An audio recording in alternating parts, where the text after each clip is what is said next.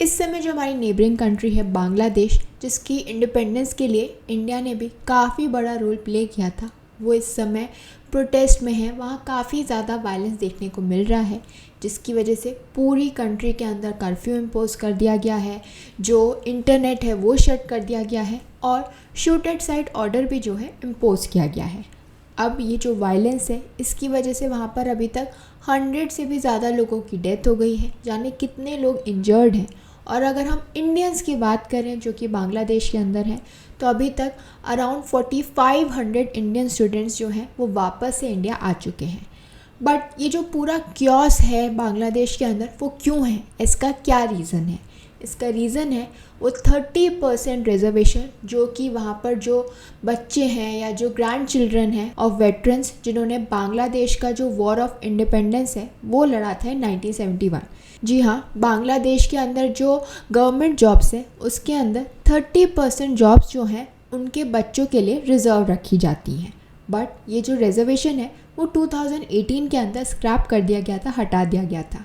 लेकिन जब इन वेटरन्स के बच्चों ने और वेटरन्स ने जो है पिटिशन्स फाइल की, तो वापस से 2021 के अंदर जो वहाँ का हाई कोर्ट है उसने रूल किया कि ये जो 30% रिजर्वेशन है इसे वापस से रीइंस्टेट किया जाए। और इसी वजह से जो बांग्लादेश के स्टूडेंट्स हैं उन्हें ये बात बिल्कुल भी अच्छी नहीं लगी और वो प्रोटेस्ट करने लगे। दो इनिशियली ये जो प्रोटेस्ट थी वो पीसफुल थी, बट ये वायलेंट कब हो गई, ऐसा सिनेरियो कब हो गया, because of the prime minister of Bangladesh Sheikh हसीना।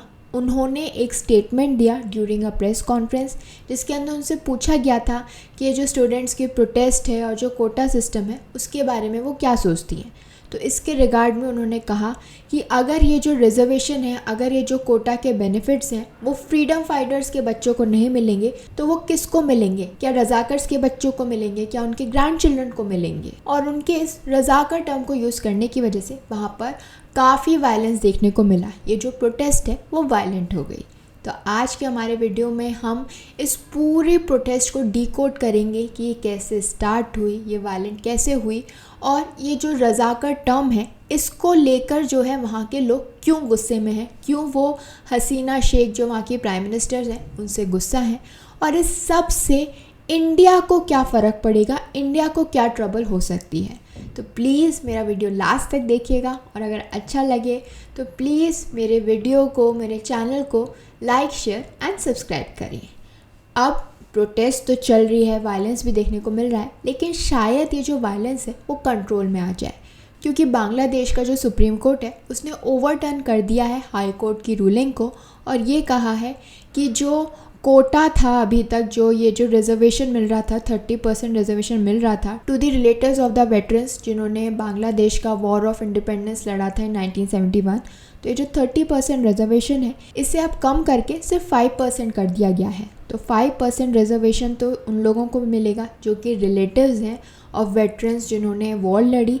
इसके अलावा 2% रिजर्वेशन उनको मिलेगा जो कि एथनिक माइनॉरिटीज़ से हैं या फिर उन्हें कोई डिसेबिलिटी है। इसके अलावा बाकी जितनी भी जॉब्स हैं वो सब के लिए ओपन होंगी। It will be open for all the candidates based on merit. तो इस तरीके से जो सुप्रीम कोर्ट है, शायद उनके स्टेप से वहाँ पर जो वायलेंस है, जो स्टूडेंट्स गुस्सा थे, उनके जो वायलेंस में कुछ कमी आ सके, प्रोटेस्ट के अंदर कुछ कमी आ सके।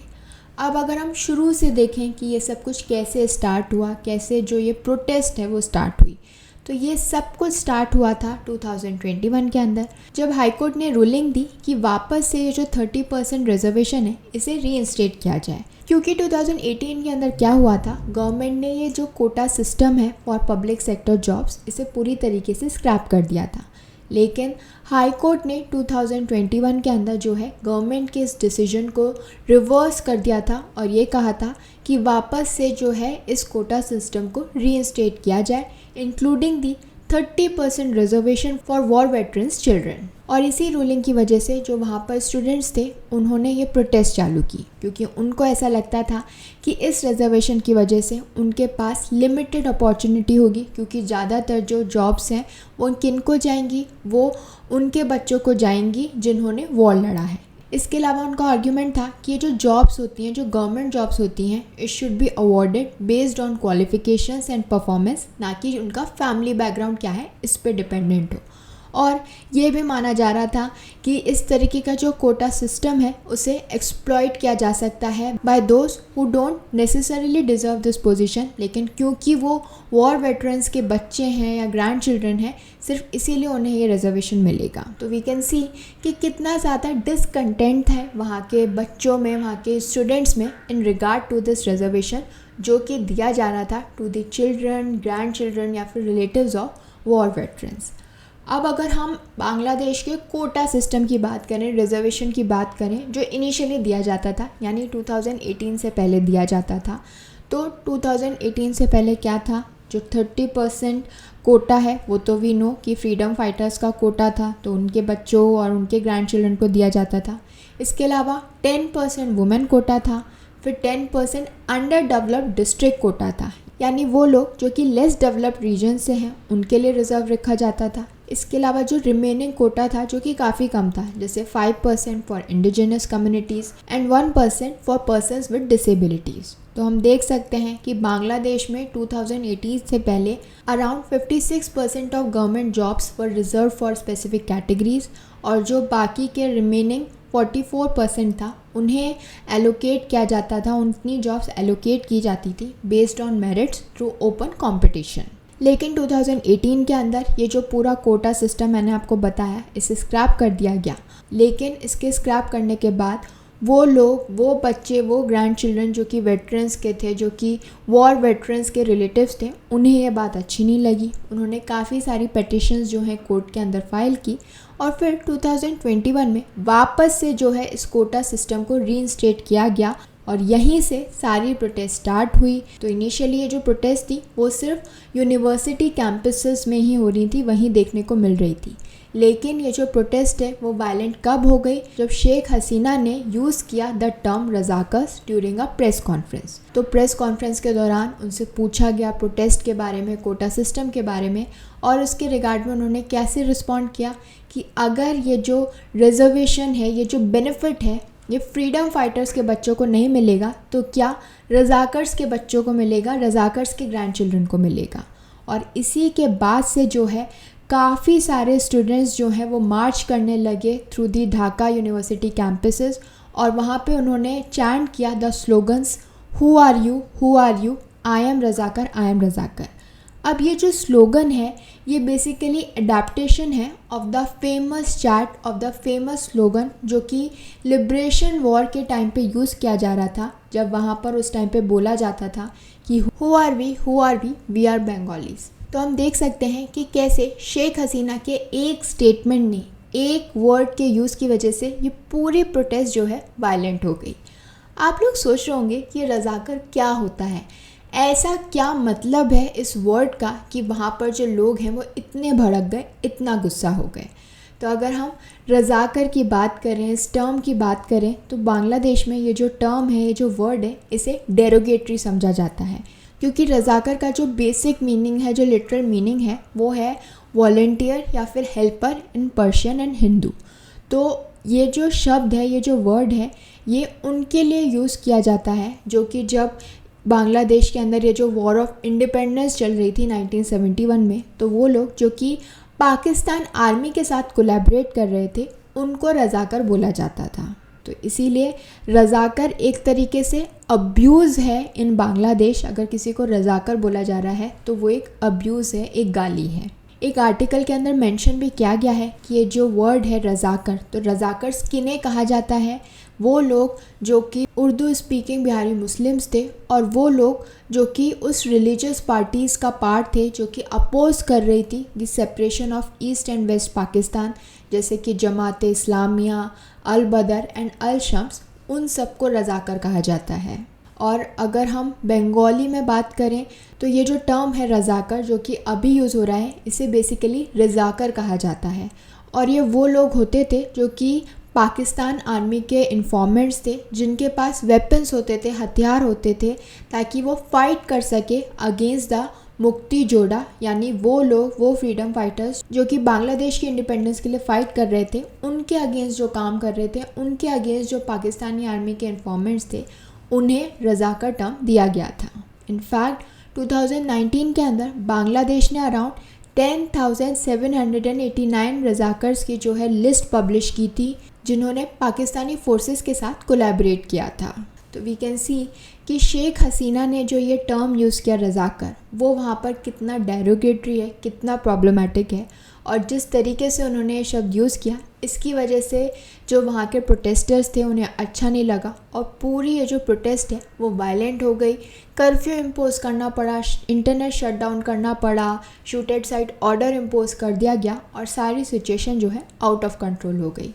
इनफैक्ट सुप्रीम कोर्ट का ये जो डिसीजन आया है कल, वो अगस्त के अंदर आना था, बट वहाँ की सिचुएशन को देखते हुए जल्दी से जो है वर्डिक्ट आया, और ये जो रिजर्वेशन, जो 30% रिजर्वेशन है, उसे कम कर दिया गया, 5% कर दिया गया, ताकि ये जो प्रोटेस्ट हैं, ये जो वायलेंस है, उसे शांत कराया जा सके। अब ये जो वायलेंस है, ये जो प्रोटेस्ट है, वो पूरी तरीके से शांत होगी या नहीं, ये तो देखना पड़ेगा। तो जब कर्फ्यू पूरी तरीके से हटेगा तब पता चलेगा कि जो वहाँ के लोग हैं, जो वहाँ के स्टूडेंट्स हैं, वो शांत हुए हैं या नहीं। बट अब आप लोग सोचोगे कि हमें बांग्लादेश में जो चल रहा है उससे क्या करना, हमें इस बात से क्या फ़र्क पड़ता है। हमें इस बात से इसीलिए फ़र्क पड़ता है, एक तो बांग्लादेश जो है हमारा नेबर है, हमारी नेबरिंग कंट्री है।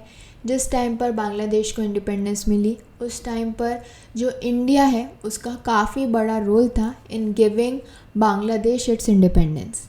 इसके अलावा बांग्लादेश में जो इशू है, जो रिजर्वेशन का इशू है, जिसके ऊपर ये सारा वायलेंस हो रहा है, ये सारी प्रोटेस्ट हो रही है, वो इशू इंडिया में भी एग्जिस्ट करता है। इंडिया में भी हम बहुत बार ऐसी प्रोटेस्ट देखने को मिलती है जो कि रिजर्वेशन की वजह से हो रही है। तो ये जो हमारे मिनिस्टर्स हैं, उनके लिए एक सीख है कि कैसे हम इस तरीके की सिचुएशन को प्रिवेंट कर पाएँ, क्योंकि ऐसा इंडिया में भी हो सकता है। रिजर्वेशन का इशू इंडिया में भी जो है देखने को मिलता है। इसके अलावा जो एक और बहुत बड़ा इशू है वो है इल्लीगल माइग्रेशन का। तो ऑलरेडी इंडिया के अंदर जो स्टेट्स हैं, जैसे कि वेस्ट बंगाल, त्रिपुरा, असम, जो नॉर्थ ईस्टर्न स्टेट्स हैं, जो बिल्कुल बांग्लादेश के साथ बॉर्डर शेयर करते हैं, वहाँ पे ऑलरेडी जो इल्लीगल माइग्रेशन होता है, जो इल्लीगल इमिग्रेशन देखने को मिलता है, वो काफ़ी देखने को मिल रहा है। अब अगर वहाँ पे ऐसे वायलेंस चलता रहा, ऐसे प्रोटेस्ट चलती रही, तो ये और देखने को मिलेगा।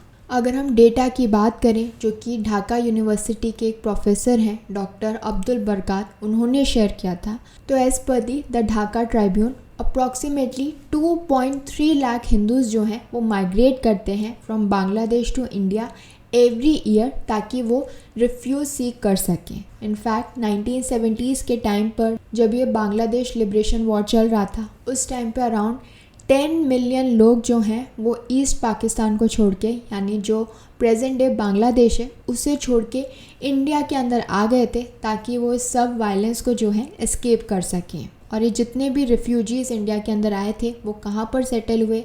ज़्यादातर सेटल हुए in Indian states of west Bengal, Tripura and Assam.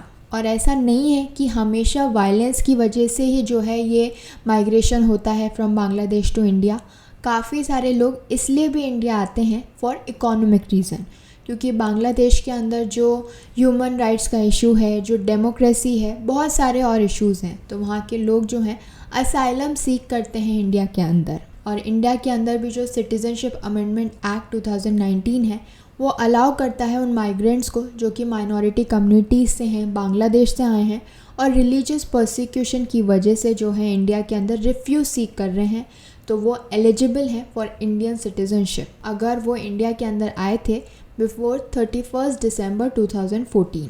और अब इस प्रोटेस्ट की वजह से और ऐसे माइग्रेशंस देखने को मिलेंगे। अब आप लोग सोचे होंगे कि वो लोग जो मुश्किल में हैं, हमें उनकी मदद करनी चाहिए। इनफैक्ट जो वेस्ट बंगाल की चीफ मिनिस्टर हैं ममता बनर्जी, उन्होंने तो ये कहा भी था कि अगर वो हमारे पास आएंगे, हमारी मदद मांगने आएंगे, तो हम उनकी मदद ज़रूर करेंगे। मदद ज़रूर करनी भी चाहिए, लेकिन क्या हम ये मदद कर सकते हैं? क्योंकि जो स्टेट्स हैं जैसे कि वेस्ट बंगाल, असम, त्रिपुरा, वो ऑलरेडी ये जो इल्लीगल माइग्रेंट्स हैं उसकी प्रॉब्लम से डील कर रहे हैं। और लोग ऐसे आएंगे तो वहाँ के जो रिसोर्सेज हैं, वहाँ पर जो एम्प्लॉयमेंट है, उस पे अफेक्ट करेगा। जो ऑलरेडी एग्जिस्टिंग इंडिया के लोग हैं, उनकी जॉब अपॉर्चुनिटीज़ पे फ़र्क पड़ेगा। तो क्या हम ये सब कुछ अफोर्ड कर सकते हैं? क्या हमारे पास इतने रिसोर्सेज हैं कि हम वहाँ के लोगों को भी अकोमोडेट कर सकते हैं? तो ये एक सवाल है जिसका आंसर हमें पता होना चाहिए। ठीक है, पॉलिटिकल रीजंस के लिए हम ये कह देते हैं कि हाँ हम मदद करेंगे, हम मदद कर सकते हैं, बट ट्रुथ क्या है? क्या हमारे पास इतनी कैपेबिलिटी है? क्या हमारे पास इतने रिसोर्सेज हैं? इसका आंसर हमें पता होना चाहिए, तभी हम ये मदद कर सकते हैं, not at the stake of our own citizens. तो ये एक सवाल है जिसका जवाब शायद हम सब जानते हैं। अगर आप अपने व्यूज़ मेरे साथ शेयर करना चाहते हैं तो प्लीज़ कमेंट बॉक्स में अपने व्यूज़ शेयर कीजिए इस पूरे इशू के बारे में। और अगर मेरा वीडियो अच्छा लगे तो प्लीज़ मेरे चैनल को लाइक, शेयर एंड सब्सक्राइब करें। Thank you.